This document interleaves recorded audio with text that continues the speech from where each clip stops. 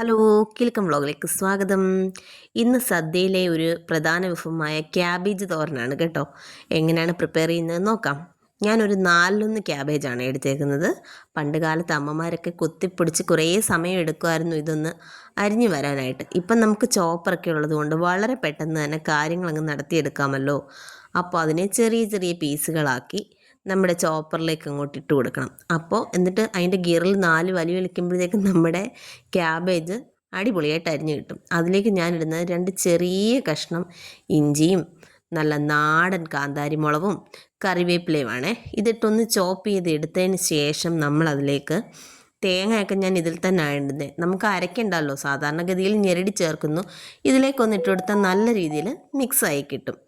പിന്നീട് ഇത്തിരി കുരുമുളക് പൊടി ഇട്ട്, ഇത് പെരുംജീരകമാണേ. സദ്യയിൽ നമ്മൾ പെരുംജീരകം ഉപയോഗിക്കും. സാധാരണ നമ്മൾ ജീരകം ഇട്ടല്ലേ തോരൻ വെക്കുന്നത്. പിന്നീട് അതിലേക്ക് തന്നെ ആവശ്യത്തിനുള്ള ഉപ്പും ചേർത്ത് ഒന്ന് ഒതുക്കിയെടുക്കുന്ന പോലെ ആക്കി.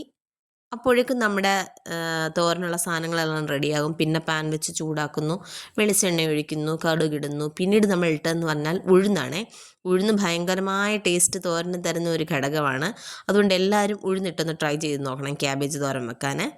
പിന്നീട് നമ്മൾ ഉള്ളിയൊക്കെ ഇട്ട് മൂത്ത് വരുമ്പം കറിവേപ്പിലയും വറ്റൽമുളകും ഇടുന്നു. പിന്നീട് നമ്മൾ റെഡിയാക്കി വെച്ചേക്കുന്ന നമ്മുടെ ക്യാബേജ് ഇതിലേക്കിട്ട് ഇളക്കി യോജിപ്പിച്ച് അടച്ചൊന്നും വെക്കേണ്ട. ഇച്ചിരി നേരം ഇങ്ങനെ ഒന്ന് എന്താ പറയണ്ടേ, എല്ലാം കൂടി ഒന്ന് കൂട്ടി ഇളക്കി വെച്ചിട്ട് ചിക്കി തോത്തി കഴിയുമ്പോഴത്തേക്കും നമ്മുടെ സ്വാദിഷ്ടമായ ക്യാബേജ് തോരൻ റെഡി ആയിട്ടിരിക്കും. വളരെ ഈസി ആയിട്ടുള്ള റെസിപ്പിയാണ്. ഇതൊക്കെ എല്ലാവർക്കും അറിയാവുന്നതാണ്. പിന്നെ സദ്യയിലെ സ്പെഷ്യൽ ആയതുകൊണ്ട് ചെയ്തു എന്ന് മാത്രം. ചെറിയ വീഡിയോ ആയിരുന്നു. ഇഷ്ടപ്പെട്ടെങ്കിൽ ലൈക്ക് ചെയ്യാനും ഷെയർ ചെയ്യാനും സബ്സ്ക്രൈബ് ചെയ്യാനും മറന്നു പോകരുത്. പിന്നെ ആ ബെൽ ബട്ടൺ കൂടെ ഒന്ന് അമർത്തണം, ഓൾ ഓപ്ഷൻ കൊടുക്കണം. നമ്മുടെ നോട്ടിഫിക്കേഷൻസ് കൃത്യമായി കിട്ടണ്ടേ. Okay, bye bye.